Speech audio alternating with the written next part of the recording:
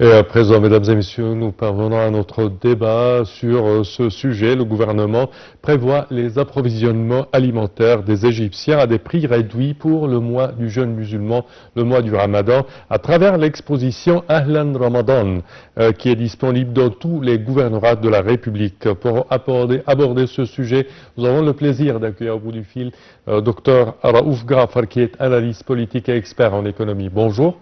Bonjour. Alors, premièrement, Dr Raouf, quand on parle de cette exposition à la Ramadan, on parle d'une sorte de mesure qu'entreprend le gouvernement pour réduire les prix juste avant le mois du Ramadan, avec la flambée des prix des denrées alimentaires et des plats et des composants des plats de Ramadan. Absolument. Et nous savons que la consommation, normalement, au mois de Ramadan, Oui. est beaucoup plus que la consommation dans les jours normaux. Et c'est justement pour ça qu'il y a des marchands qui essayent d'augmenter un peu les prix et prendre un avantage pour vendre un peu plus à des prix élevés. Le gouvernement intervient et comme vous l'avez dit, il établit des marchés partout sous une qu'on appelle Ahlan Ramadan, où tous les produits alimentaires de Ramadan et pas de Ramadan sont offerts à des prix raisonnables, à des prix bas, pour justement confronter ce que les autres marchands veulent faire. Et c'est toujours très important de montrer au peuple que le gouvernement il prend soin d'eux et il veut leur présenter tout ce qu'il leur faut, comme je viens de dire, à des prix abordables. Oui. Également, quand on parle de cette solidarité sociale, on parle d'un pas entrepris par le gouvernement dans plusieurs occasions et même à travers l'année tout entière. Il y a des expositions et des marchés pour vendre des denrées alimentaires à des prix réduits, surtout la viande et les poulets. Absolument. Et ça va toute l'année. Oui. Ça ne s'arrête pas au mois de Ramadan. Mais c'est justement un contexte intégral. C'est-à-dire, on parle du bien-être du citoyen égyptien sous toutes les formes. C'est-à-dire, Haya Karima, Takafulu Karama d'un côté, pour augmenter les revenus des citoyens. Et en même temps, en leur offrant ces marchandises, les approvisionnements dont il a besoin, à un prix réduit, comme ça tout le monde peut vivre de toujours l'action. Oui. De point de vue économique, on parle on réclame que c'est un fardeau sur le budget, mais je pense que ça a un bénéfice pour l'économie, n'est-ce pas? Absolument. C'est-à-dire le bien-être du peuple, le niveau de vie du peuple, c'est un des choses qui concernent l'administration, disons le président, le gouvernement, etc. Oui. Et nous savons que les prix haussent rapidement. Oui. C'est une des mesures que le gouvernement prend justement pour apaiser un peu le poids que le citoyen égyptien a à cause des prix élevés. Donc, comme je viens de dire, c'est une méthode qui montre au peuple, aux citoyens, que son gouvernement est concerné de son bien-être et veut lui présenter une vie meilleure en offrant justement ce que vous venez de dire, tous les besoins à un prix raisonnable et à un prix qui peut justement mettre un sourire sur les Égyptiens. Ça, c'est certainement à part les mesures punitives pour les marchands qui haussent leurs prix. Absolument. Absolument. Oui. Vraiment, quelques-uns exagèrent. Oui. Et on peut remarquer ça dans le marché, dans beaucoup de produits, je n'ai pas besoin de mentionner.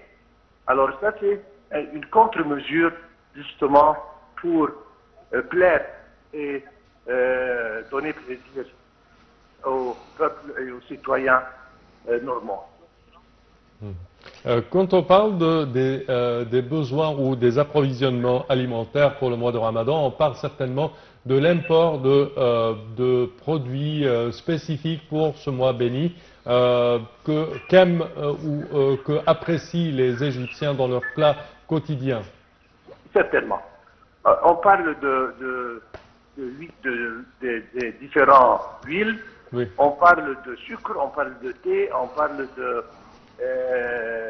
beaucoup d'autres choses, c'est-à-dire les fèves, Des produits pour le Ramadan, soi-disant. les lentilles, tout ce que vous savez, le mois de Ramadan est connu pour certains produits et Oui. surtout encore les douceurs. Donc ça c'est encore une fois une des choses qui représente disons une pression sur le citoyen égyptien. Oui, certainement. Et c'est pour ça que le gouvernement intervient pour rendre les choses plus bonnes pour les Égyptiens.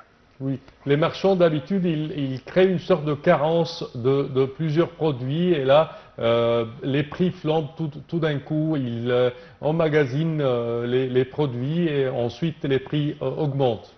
C'est ça. Ça, c'est une habitude très mauvaise. Oui, ça. Malheureusement, ça arrive. Et comme je disais il y a quelques instants, le gouvernement prend des mesures, des contre-mesures, justement pour le bien du citoyen. C'est-à-dire, le gouvernement a pour priorité que les citoyens passent le mois de Ramadan en jouissant tout ce qu'il leur faut pour ce mois.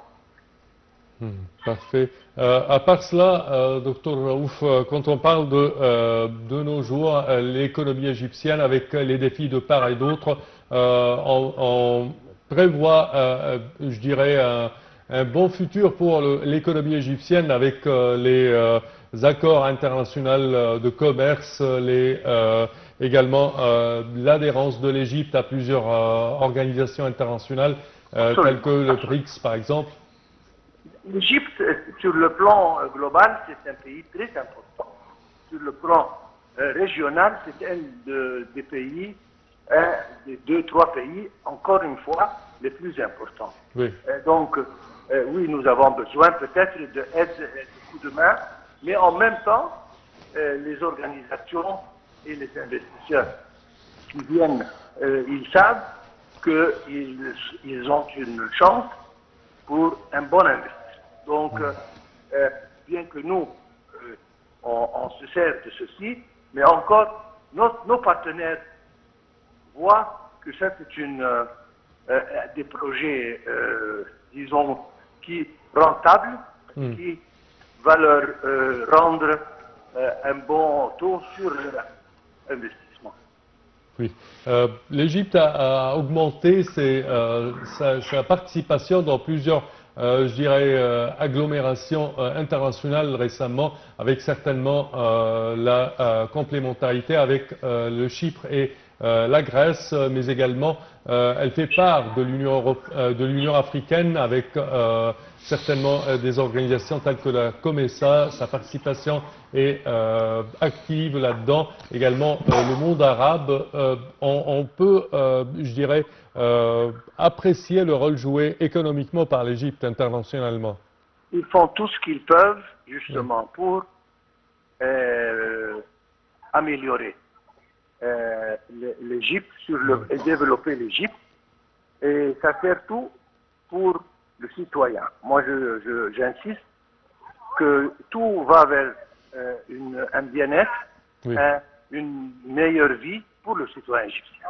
Nous avons déjà lu que l'Union européenne va nous accorder des assistances, des prêts, etc., des investissements qui dépassent les 7 milliards.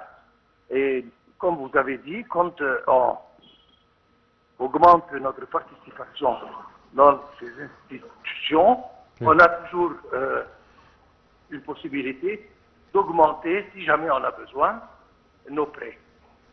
Parfait, Dr. Aoughar, je tiens à vous remercier énormément de vos explications. Je répète que vous êtes analyste politique et expert en économie. Merci à vous.